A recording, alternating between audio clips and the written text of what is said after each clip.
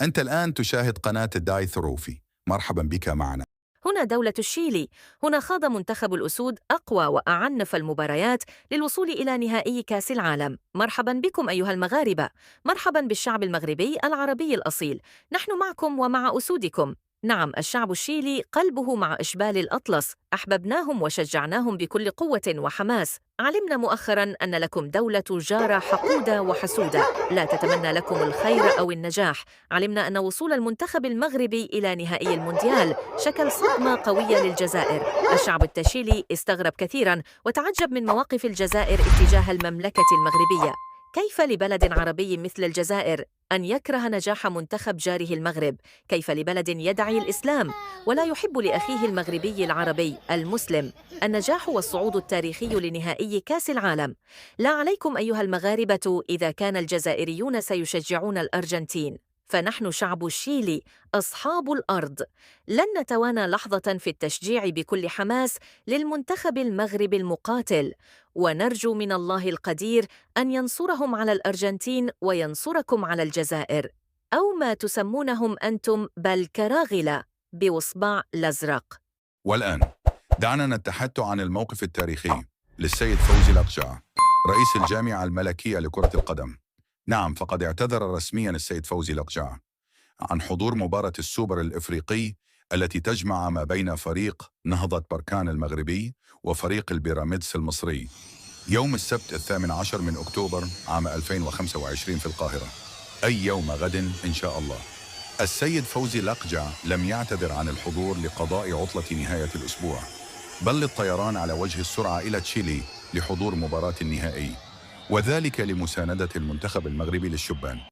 والكل بات يعلم المفاجأة التي حققها المنتخب المغربي بصعوده السلس لنهائي كأس العالم للشبان أمام منتخب الأرجنتين، وذلك بعد تمكنه من إقصاء لكل من البرازيل وكوريا وفرنسا.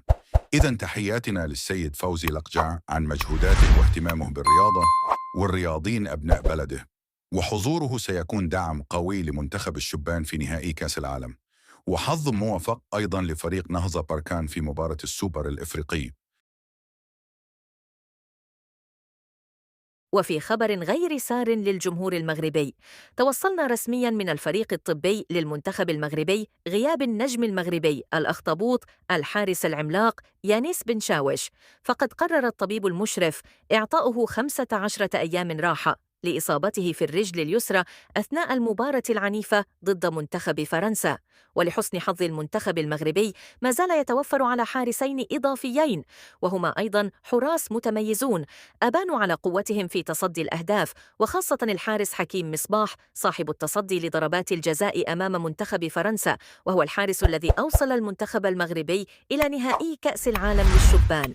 وأيضا بعض المصادر تتحدث عن استدعاء حارس حسنية أكادير إلياس معتيق لمنتخب الشباب لتعويض الحارس يانس بن شاوش. على كل حال، المدرب المقتدر محمد وهبي أدرى، وسيحسن الاختيار في من سيخلف يانيس بن شاويش. وبهذا نرسل تحياتنا الحارة للمغرب الشقيق الذي رفع رؤوسنا أمام العالم في القارة الأمريكية والقارة الأوروبية، بل جعل للعرب مكانة مرموقة في البطولات العالمية، وفتح للعرب باب الدخول إلى نهائيات كأس العالم بعد أن كانت مستعصية علينا لقرن من الزمن، أي مند افتتاح أول بطولة لكأس العالم إلى غاية مونديال قطر. فحظ موفق بإذن الله لأشبال الأطلس والفوز بالكأس العالمية الأولى. الله يعينكم على كل حاقد وحاسد. أرى أنكم ستخوضون مباراتان في آن واحد، مباراة ضد الأرجنتين ومباراة ضد الكراغلة أصبحوا يسمون بمنتخب الكرغنتين. إذا وصلت معنا إلى هنا فأنت مواطن مغربي حر، وأنت إنسان تبحث عن المعلومة. شكرا عزيزي، ولا تنسى أن تشترك في القناة، لدينا محتوى من نوع آخر. ستشاهد كيف نصنع جوائز رياضية للفيفا بأدوات بسيطة ككأس العالم وكأس الأندية والحذاء الذهبي والعديد من الجوائز الرياضية. أستودعكم في رعاية الله، وطابت أوقاتكم